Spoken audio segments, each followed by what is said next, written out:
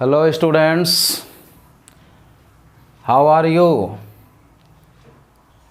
Then once again I am here and I welcome to you all on my channel whose name is Birendra Prasad.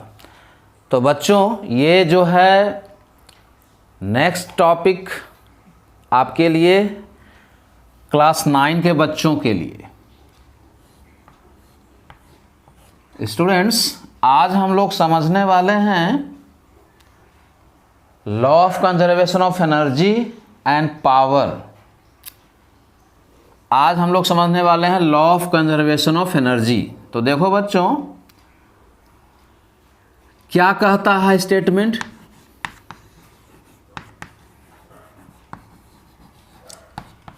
Statement ये कहता है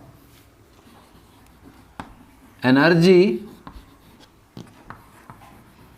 can neither be created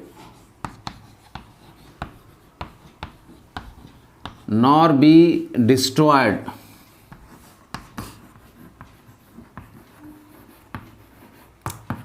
It remains constant and conserved. ये है बच्चों law of conservation of energy का statement. चलो देखते हैं कि इसमें कुल मिलाकर के क्या मामला बन सकता है। देखो जेन्युइनली अगर हम लोग देखें तो अगर हम लोग पोटेंशियल एनर्जी की बात करें, ग्रेविटेशनल पोटेंशियल एनर्जी और काइनेटिक एनर्जी, तो बच्चों ये कांस्टेंट होता है, ठीक है ना। ये है law of conservation of energy. अब एज फॉर एग्जांपल कि मान लो किसी बॉडी को यहाँ से गिराया गया, h हाइट से गिराया गया, अभी इसके पास एक एनर्जी है mgh, ठीक है बच्चों। अब जब इसको रिलीज करेंगे तो यहाँ पर आते आते क्या होगा, ये सभी का सभी mgh हाफ mv² में कन्वर्ट हो जाएगा। यहाँ पर है इसके पास mgh और यहाँ पर इसके पास होगा हाफ mv²।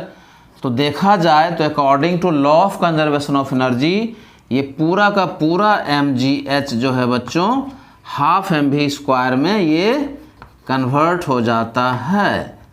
तो देखा जाए तो मास और मास यहाँ से कैंसिल हो जाएगा और फिर यहाँ से हम लोग चाहें तो v का वैल्यू निकाल सकते हैं √2gh। तो ये है law of conservation of energy. Power को देख लिया जाए, पावर क्या है बच्चों। तो पावर जो होता है बच्चों वो होता है, बताइए, रेट ऑफ डूइंग वर्क। कोई आदमी किस रेट से कोई वर्क को कर रहा है वो हम लोग जानना चाहते हैं, रेट ऑफ डूइंग वर्क। अब थोड़ा सा इसको समझ लेते हैं स्टूडेंट्स। देखो अगर कोई आदमी कोई वर्क 10 सेकेंड्स में करता है, उसी वर्क को कोई अनदर पर्सन, कोई और आदमी 5 सेकेंड्स में करता है ना। तो जो नेक्स्ट आदमी है उसका जो है टाइम कम है उसी वर्क को करने के लिए, तो उसका पावर ज़्यादा हो जाएगा, ठीक है बच्चों। तो चलो पावर को देखा जाए, rate of doing work, rate of doing work, किस रेट से वो वर्क कर रहा है। तो पावर इज इक्वल टू हो जाएगा बच्चों W/T।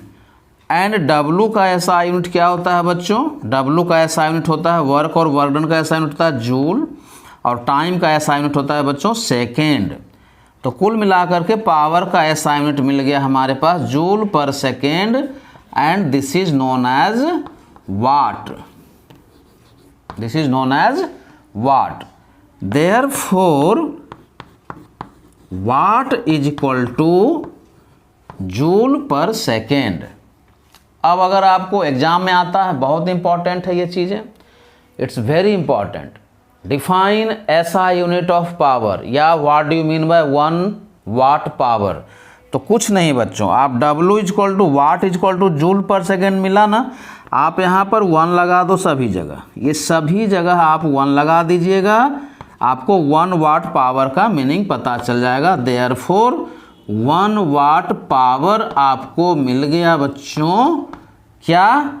1 जूल पर second. Means to say that कि कोई आदमी 1 सेकेंड में अगर 1 जूल वर्क कर रहा है, कोई आदमी अगर 1 सेकेंड में 1 जूल वर्क कर रहा है तो उसका पावर होगा 1 वाट। तो बच्चों ये पार्ट 5 था आप सभी लोगों के लिए। बहुत जल्द हम आपको जो है नेक्स्ट पार्ट लाएंगे इस चैप्टर का, जिसमें सिर्फ न्यूमेरिकल्स होंगे, कुछ अच्छे न्यूमेरिकल्स भी कराऊंगा। तो with these all the wishes I am living you here and try to find out the best marks in your forthcoming examination. Thank you all of you.